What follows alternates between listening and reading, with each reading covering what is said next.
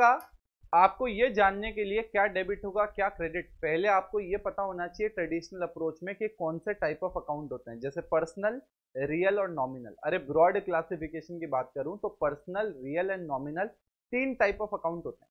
तो मैंने last lecture में आपका ये एग्जांपल लिया था पर्सनल अकाउंट का।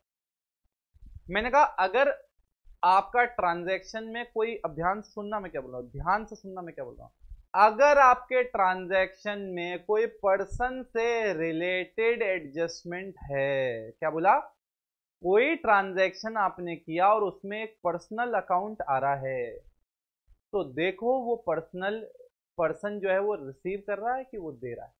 क्योंकि अगर रिसीव करेगा कोई पर्सन तो वो उसको डेबिट करेंगे, अगर कोई गिवर होगा पर्सन तो उसको हम क्या करेंगे, क्रेडिट करेंगे। तो मैंने कहा यार ये क्लियर कट फंडा है, समझने की कोशिश करना मैं क्या बोल रहा हूं। Paid cash to Ram 40,000 personal account है, रिसीवेबल है। अब मैंने कहा यहां पे हमें थोड़ा सा समझने की जरूरत है, ठीक है। तो मैंने कहा paid cash to Ram 40,000 personal account है, रिसीवर है। तो मैंने कहा ठीक है यार देखते हैं, अब ध्यान से देखना। मैंने कहा अगर बिजनेस है, अब ध्यान से सुनना, बिजनेस है और बिजनेस ने कहा कि मैं यहां से कैश दे रहा हूं और वो कैश किसके पास जा रहा है, मैंने कहा वो कैश जा रहा है और वो कैश किसके पास जा रहा है मेरे प्यारे बच्चों, वो कैश जा रहा है हमारा किसके पास, वो जा रहा है लेट्स से राम, इस केस में किसके पास जा रहा है, राम। तो मेरे को बताओ इसमें जो दो इफेक्ट है, नॉर्मली सोचो दो इफेक्ट क्या होंगे। एक तो भैया हमें ये लिखना पड़ेगा कि कैश हमारा कम हो रहा है, कैश क्या हो रहा है, कम हो रहा है। बट अभी हम कैश पे फोकस नहीं कर रहे हैं, हम कर रहे हैं फोकस राम पे। दूसरा इफेक्ट क्या है भैया, राम के पास पैसा गया। तो राम, आप मुझे बताओ इस वाले एग्जाम्पल में राम कौन है मेरे प्यारे बच्चों, राम रिसीवर है। अभी अभी मैंने आपको बताया अगर कोई ट्रांजैक्शन होता है जिसमें आपका रिसीवर है कौन, पर्सन, तो आप उस पर्सन को डेबिट मारोगे, मतलब आप कहोगे कि वो इफेक्ट कौन सा है, डेबिट। आप बस समझते जाओ, अभी बहुत ज्यादा हाई लेवल पे कनेक्ट नहीं करना, अभी आपको मैं आइडेंटिफाई करना सिखा रहा हूं कि रिसीवर कौन है और गिवर कौन है। तो जिस आदमी को ट्रांजैक्शन में पैसा मिल रहा है, अगर वो पर्सनल अकाउंट में उसको पैसा मिल रहा है तो वो रिसीवर है। तो यहां रिसीवर कौन है, राम। अब मैंने कहा नीचे एक और एग्जांपल लिखा था, मैंने कहा रिसीव्ड फ्रॉम श्याम। मैंने कहा इस केस में बिजनेस के पास पैसा आया, बिजनेस के पास पैसा आया, बिजनेस में कौन है इधर, मैंने कहा श्याम है भैया इधर। तो मैंने कहा श्याम है इधर और श्याम के पास क्या है बेटा, बिजनेस में पैसा आया। तो मैंने कहा सीधी सी बात है कि यहाँ पे पैसा आया तो यहाँ पे क्या गया, कैश गया। तो मैंने कहा बिजनेस के पास क्या आया, कैश आया। तो बिजनेस के पास अगर कैश आएगा तो क्या होगा, मैंने कहा यार बिजनेस के पास कैश आएगा तो सीधी की बात है कैश का बैलेंस पड़ेगा। ये तो एक इफेक्ट है, बट अभी हम इस पे फोकस नहीं कर रहे हैं, हमें पर्सन से मतलब है। यहाँ पर्सन कौन इन्वॉल्व है, श्याम। तो मुझे बताओ श्याम यहाँ पे रिसीवर है कि गिवर है, तो श्याम क्या है, गिवर। तो मैंने कहा जब अब इस पूरे ट्रांजैक्शन में कौन सा वाला इफेक्ट गिवर है, कौन सा वाला इफेक्ट क्रेडिट है, गिवर वाला इफेक्ट। तो कौन है गिवर इसमें, श्याम। स्टोरी समझ में आ रही है।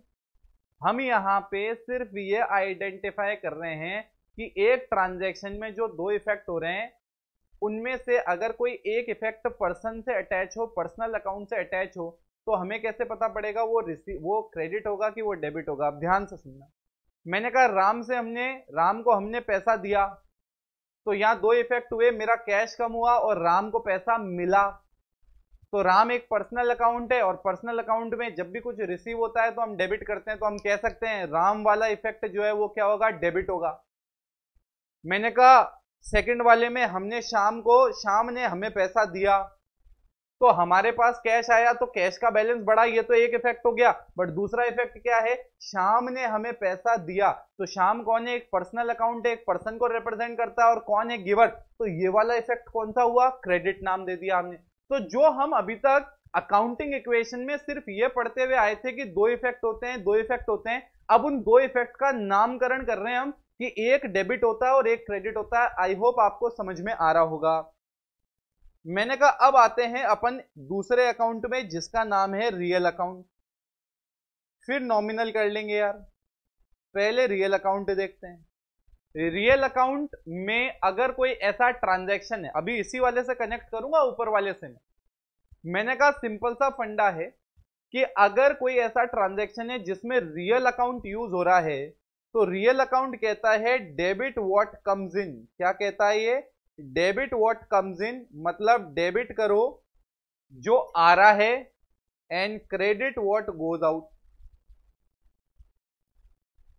And credit what goes out, मतलब जो आपके यहां से बाहर जा रहा है आप उसको क्या कर दोगे मेरे प्यारे बच्चों? क्रेडिट कर दोगे। तो debit what comes in, credit what goes out, ये थ्योरी चलती है।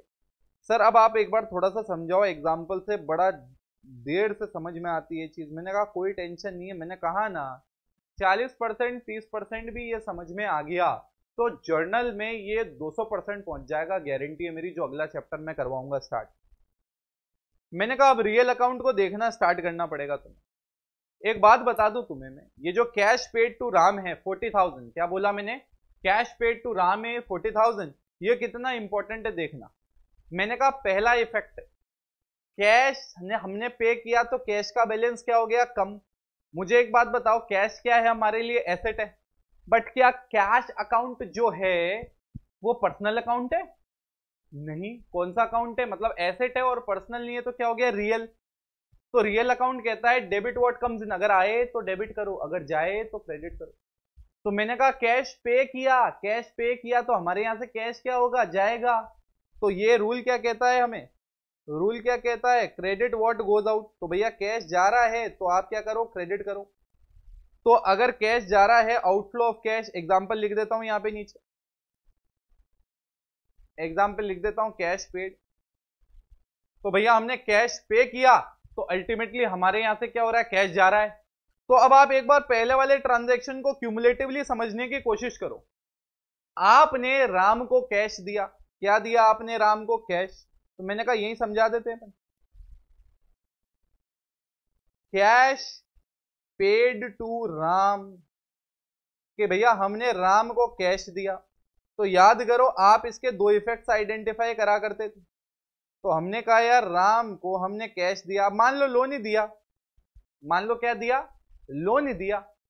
तो हमने कैश पेड टू राम दिया, तो सीधा सा फंडा है कैश हमारा कम होगा। पहला इफेक्ट करा करते थे ऐसा। दूसरा, हमारा एक एसेट भी बढ़ेगा, क्योंकि राम को हमने लोन दिया तो भविष्य में राम हमें वापस लौट आएगा, तो हमारे लिए एसेट है। तो हमने कहा हम राम नाम से एक एसेट भी लिखेंगे। अब मैंने कहा नॉर्मली हम ऐसा करा करते थे, क्या बोल दिया अपन ने? नॉर्मली हम ऐसा किया करते थे। अब यहां पे क्या होगा? इन दो इफेक्ट के नाम भी। अब हमें यहां पे सिर्फ ये बता के नहीं रुक जाना है कि दो इफेक्ट होते हैं, अब हमें यह भी बताना है कि बताओ इन दोनों इफेक्ट में से डेबिट कौन सा है और क्रेडिट कौन सा है। तो मैंने कहा सबसे पहले आपका दिमाग चलना चाहिए, आइडेंटिफाई करो ये कैश अकाउंट कौन सा अकाउंट है, राम अकाउंट कौन सा अकाउंट है। तो मैंने कहा ये बिल्कुल क्लियर कट बात है, मैंने कहा क्लियर कट बात है, ये कैश जो है ये मेरा एक रियल अकाउंट है, ये जो राम है ये मेरा पर्सनल अकाउंट है। राम है जो मेरा क्या है? पर्सनल अकाउंट है। तो मैंने कहा कैश हमारा रियल अकाउंट है, राम हमारा पर्सनल अकाउंट है।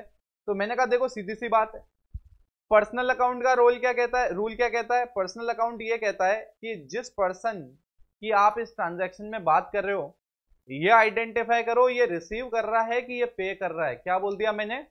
ये आइडेंटिफाई करो ये आदमी पैसा रिसीव कर रहा है कि ये आदमी पैसा दे रहा है। इस एग्जांपल में बताओ कैश पेड टू राम, तो ये क्या है? रिसीवर।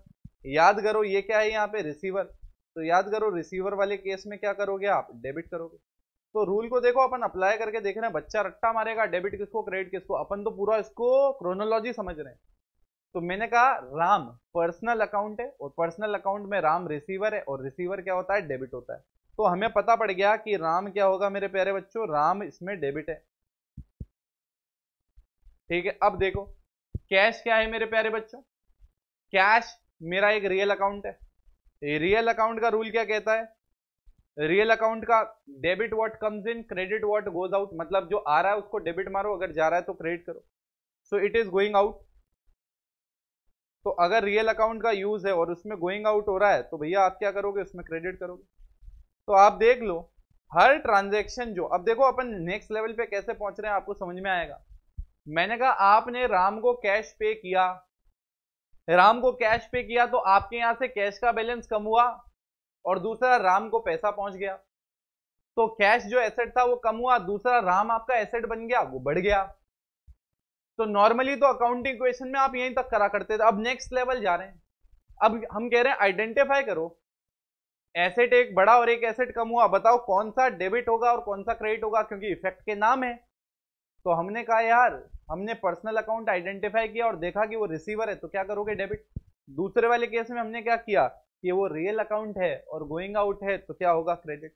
यहां तक की स्टोरी क्लियर है, हमारे समझ में आ रहा है अपने को। मैंने कहा चलो ठीक है, एक काम करते हैं, इसके आगे कॉपी करना स्टार्ट करते हैं। यहाँ से एक बार कॉपी करो, फिर आगे सेकंड एग्जांपल भी कराऊंगा।